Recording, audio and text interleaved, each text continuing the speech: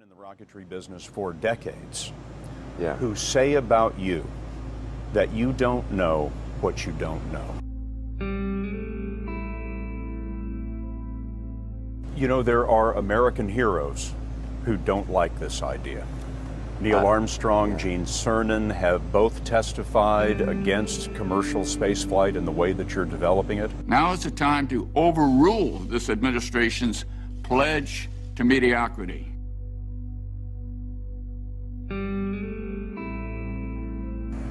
You know, those guys are heroes of mine, so it's really tough.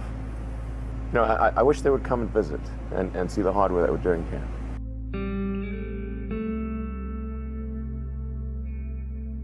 They inspired you to do this, didn't they? Yes.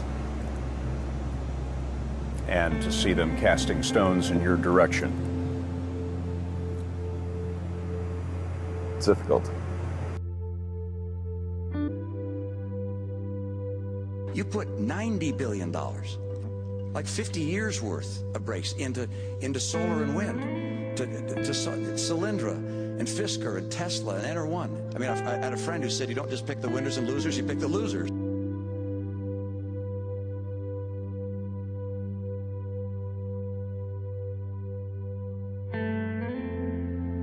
It really feels good to have repaid the U.S. taxpayer. That's really what's important here. And we didn't just repay the principal. We actually repaid it with interest and a bonus payment. So ultimately, the U.S. taxpayer actually made a profit of over $20 million on this loan.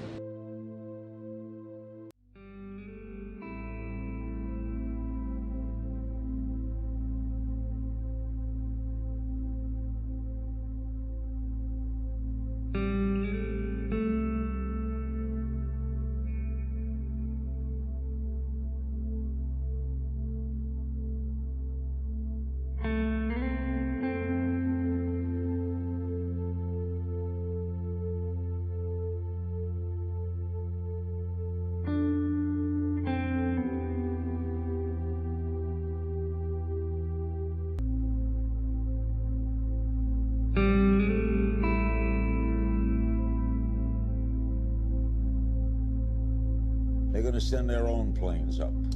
It's rockets, yeah. I'm skeptical. An incredibly inspiring thing for a private corporation to be able to do what SpaceX has done. But Neil deGrasse Tyson does not think that when it comes to the major goals of our space program, things like being able to get humans to Mars, SpaceX simply will not be able to accomplish them.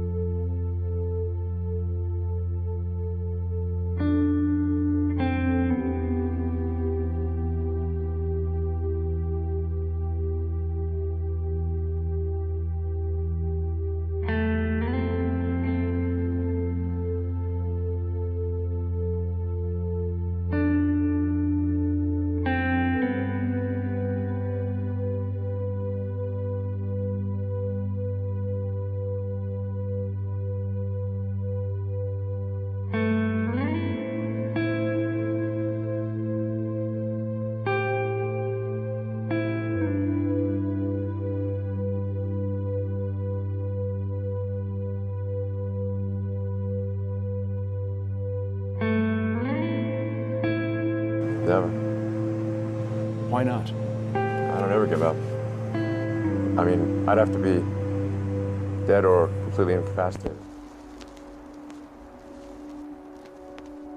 When I was young, I didn't really know what I was going to do when I got older. People kept asking me, but then eventually I thought that inventing things would be really cool.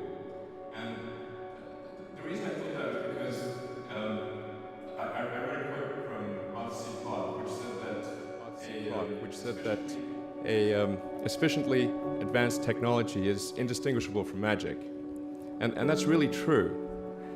If you go back, say 300 years, the things that we take for granted today you'd be burned at the stake for.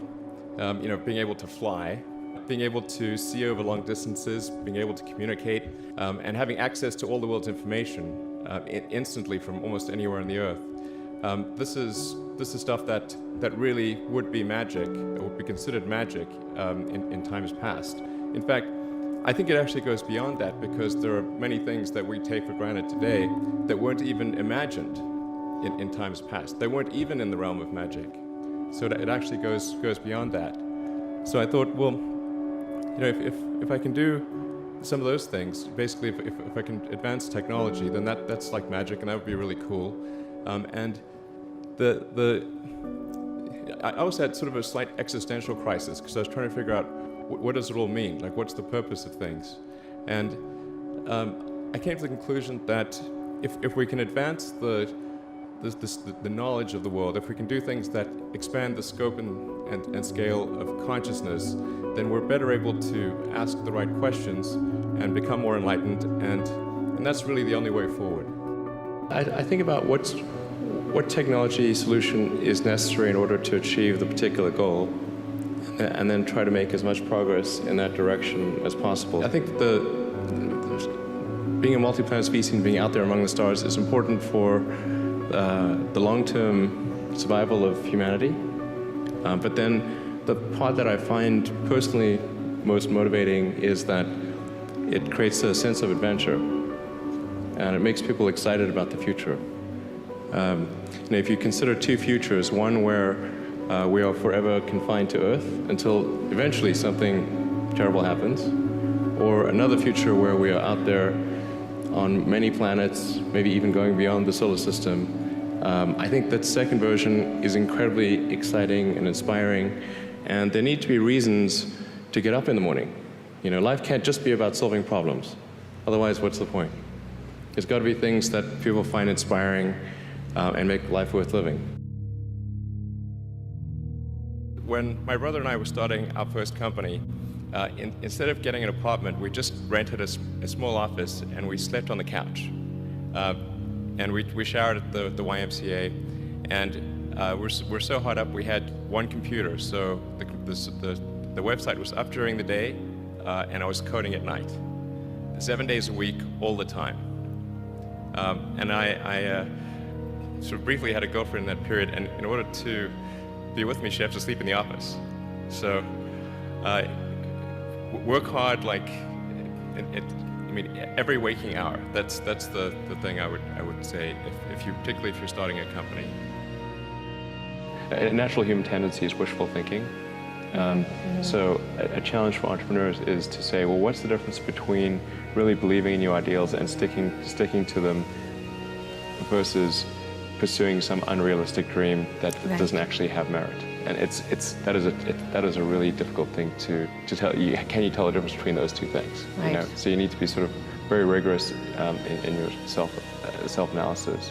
I think certainly extremely tenacious, and then just work like hell. I mean, you just have to put in, 80 to 100-hour weeks every week. All those things improve the odds of success. Or how do you think about making a decision when everyone tells you this is a crazy idea? Or where do you get the internal strength to do that? Well, first of all, I'd say I actually think I feel fear quite strongly. So it's not as though I just have the absence of fear. I feel it quite strongly. But there are just times when something is important enough, you believe in it enough, that you do it in spite of fear. People shouldn't think, well, I feel fear about this and therefore I shouldn't do it.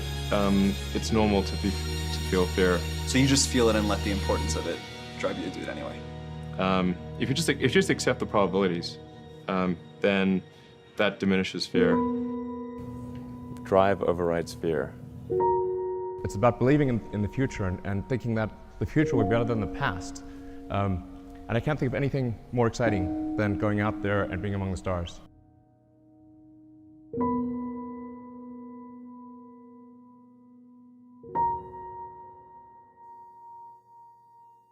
Thank you.